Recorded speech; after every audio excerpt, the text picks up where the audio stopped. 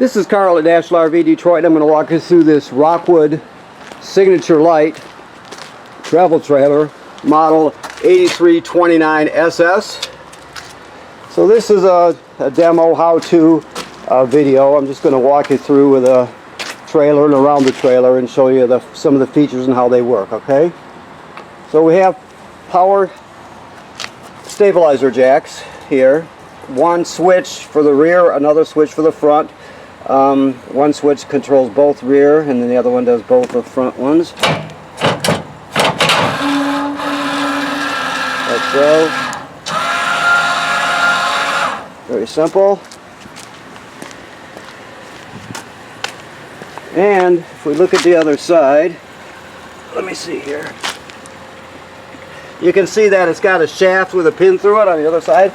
So you could actually crank these manually if you had to get yourself out of trouble. Okay, so you've got two awnings on this trailer, one on the slide room, one on the main body of the trailer. That's an AM antenna, I believe. Outside speakers. This is where you can hang your grill, for example, and it does come with a grill. And down here is the quick connect for the LP system, so you plug it into that right there. Okay. You also have a TV bracket to hang a TV, signal out, and power. And there's the switch for your front stabilizers. You have a power tongue jack. Has a hitch light plus obviously extend and retract. If you remove this cap, there's a hex there, and you can actually crank this with a socket and a wrench. You can crank this manually too if you needed to. You got two LP tanks which are full. You got a deep cycle marine battery on this one. Just looking around here. Okay. Let's see what else we have.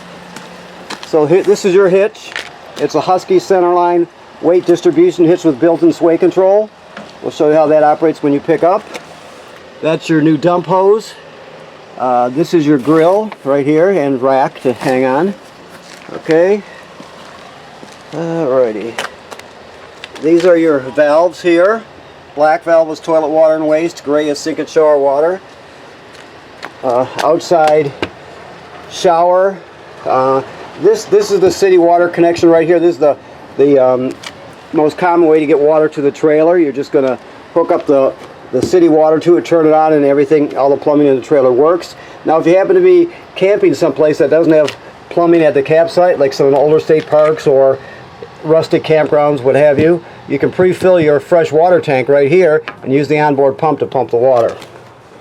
Okay, this is your black tank flush. So if you dump your black tank and you leave the black tank valve open, it's important to leave it open. It states that right here. You leave it open, then you put the hose on here and turn it on. It'll spray out the inside of your black tank, clean off the sensors, that sort of thing. And this has to do with winterizing the trailer. You draw antifreeze into the system through here. Okay. This is your water heater. The thing to know, it takes an 1 16 6-point socket to remove this plug. Right now it's empty because it's winterized. Then you have a switch right here, this rocker switch. That turns the electric heating element that's behind this cover on and off. So keep in mind, never run it without water in the tank. You always want to fill it up before you do that. And it also runs on gas. The switch to operate the gas is inside the trailer. I'll show you that when we get in there. But remember, you turn the heating element on in the lower left-hand corner there. Alrighty. This is just your refrigerator service panels. You should always have this condensation line hanging out like it is. Alright. The power cord, which is a 30 amp 30-foot cord. These are just cable and satellite through with just some coax fittings.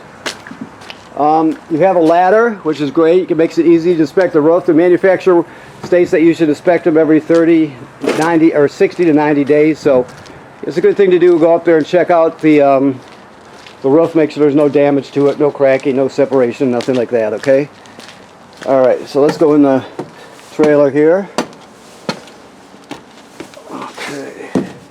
So this device here is your carbon monoxide LP gas detector. It should always be green like it is. If not, you get it serviced.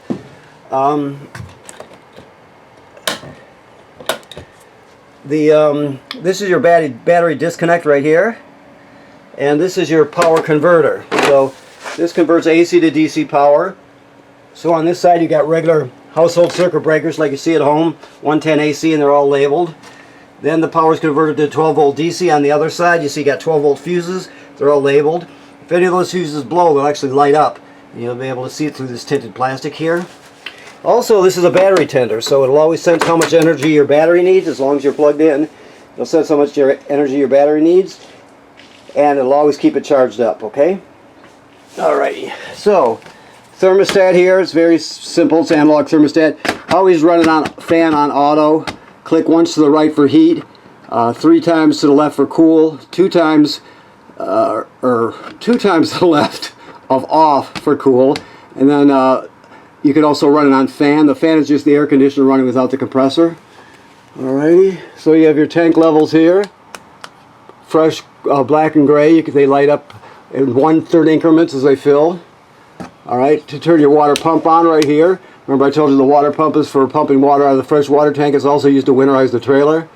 To turn your water heater on gas, right there's the fault light. Remember I showed you the electric switches outside. You have tank heaters on this one, so there's heating pads on the tanks that'll extend your camping season, which is a good thing. These are all lights here, and then you got your 3 slide rooms and your awning. Never leave your power awning out unattended. If you're not going to be at the campsite, make sure you roll it in. Alright. Okay. So you have a microwave here. Looks like any other microwave. Your keys are right here, of course. Your range, you always travel with this closed, like so. Otherwise it tends to break if you leave it open, so make sure it's closed when you're traveling. To light this is a sparker right here. You turn it clockwise to spark. I don't know if he's got the gas on or not, so I'm going to see here. There you go. So it's that simple. You just turn on the burner and spark it. 3 knobs for 3 burners, and then you have the oven here. The oven you have to light with a there's a pilot light back here at the bottom all the way to the back. You have to light it with a grill lighter. You just go to the oven now, go to pilot, depress it, keep it depressed, light it. After it lights, you still hold this in for another 10 or 15 seconds to heat up the thermocouple. Then you go to operating temperature, and it cycles on and off as the oven does. When you shut it off, the flame goes out, of course, but so does the pilot light. So you have to relight the pilot light each time you use the oven. Alright. This is your range hood vent right here in light. Okay. The refrigerator is gas absorption refrigerator, so it runs on 110 AC or LP gas. So you have on and off here. Right now it says auto. That's where you're going to use it most of the time. Auto means auto electric. It always seeks out electricity first. And when it finds it, it uses regular household current, regular 110 AC. If it can't, it'll automatically switch over to gas and light on gas. That's why it's called automatic. Now, if you look at it a different way, if let's say you get up in the morning, you're going away with your family, you're all going away exploring for the day, and you're running on electricity, and then you have a power outage at the campground, well, it'll automatically sense that and switch over and light on gas. That way you won't spoil your food while you're gone. So keep that in mind. The only other thing to know about this is this is a thermocouple right here. This wire that's inside that clip, it slides up and down. You can see there's a decal there that says cooler and warmer. Basically, the higher you push that up, the cooler the refrigerator gets. So generally speaking, you're going to have it up all the way. Alright, so this is a jackknife sofa right here. And you have lazy boy type chairs, and you have to turn them sideways, obviously, to bring the slide rooms in. You have your sound is I believe 5.1 surround sound, I would think. So you got 4 speakers up here, and then behind here there's going to be a subwoofer. This is basically this is an AM/FM radio. You can stick SD cards in there, USB drive in there. HDMI in is right here if you want to go into the system. You can play CDs and DVDs right here. And it has Bluetooth, so you can hook up wirelessly with your phone or your tablet. So it does a lot. It has 3 speaker zones. You have 1, 2, and 3. 1 is this room, 2 is probably the front bedroom, and then 3 will be outside. So keep that in mind. Okay, and these are your remotes. This one here is for your fireplace. I don't know if we're plugged in here or not, but this is for the fireplace. And it's a good space heater. This smaller one is for the sound, and then the larger one is, of course, for your TV. Alrighty, so let's see what else we have here. Look around. Okay, so we'll move up towards the bathroom here. So, sink and shower work like any other sink and shower. Here's another GFCI. There's one in the main room also. So yeah, all the plugs in the trailer are wired through a GFCI. So if you're at one that isn't marked, even the one outside, and it pops, you reset it in here or in the other room, depending on which one it's wired to. This is this toilet sits directly over a black tank, so you can't use it dry. There's a flush pedal right here. So when you get to the campground and hook up your power to your water, you're going to put 1 dose of chemical in the bowl, and then you're going to step on the pedal and put at least a gallon of water in there with into the black tank along with the chemical. You can't run it dry because the smell will be terrible, so you always have to put water and chemical in there. Alrighty. And then this is just, they got this backwards here. This goes like this. Okay. Yes, and then this one goes over here. Okay.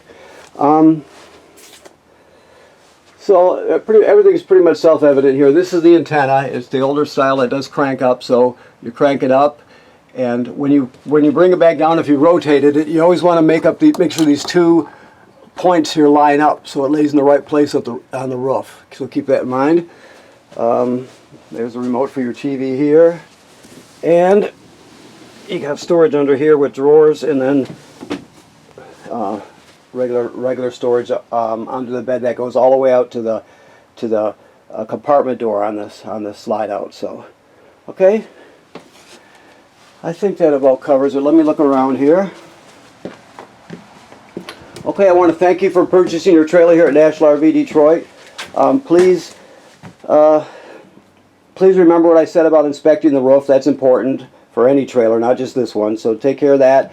And right now this trailer is winterized, so all the water's been replaced with antifreeze, and the water heater is bypassed and empty right now. So it's ready for the winter. Okay?